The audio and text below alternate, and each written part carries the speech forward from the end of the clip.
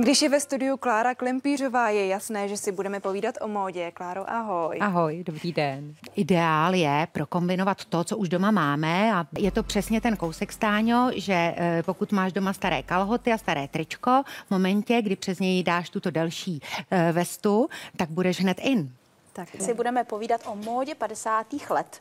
My jsme tady dnes v šatičkách, které jsou pro nás velmi nezvyklé, ale cítíme se v nich myslím, velmi dobře. Krásně. I celý štáb tady vlastně říká, vy se holky úplně jinak chováte, když tady máte ty spodničky, jinak chodíte, jinak sedíte, jinak všechno. To je dokázaný, šaty dělají člověka a já myslím, že takovéhle šaty dělají ženu s velkým Ž.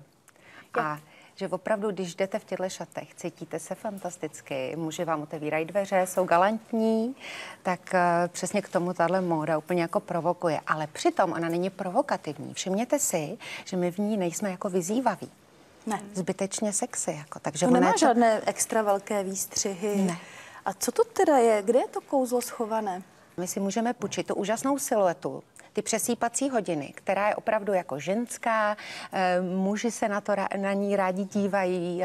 Lichotivá. Je velmi lichotivá, děkuji. A takže tato silueta tedy se přenesla z těch 50. let do současnosti a my si ji můžeme užívat teda v té pohodlnosti a ležérnosti, ale i v té eleganci. Pojďme do barev. A takže budeme kombinovat barvy. Přesně, my si můžeme ukázat, jaké se objevují nové kombinace ve světě módy, protože ono se s tím tak různě čaruje.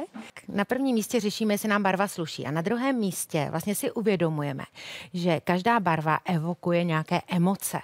Takže když se oblíkneš ráno takhle, budeš působit přátelsky, kontaktně. Taková kámoška na kafíčko. A když se meš tohle, tak budeš taková jako akčnější, budeš působit dramatičtěji, výkonněji.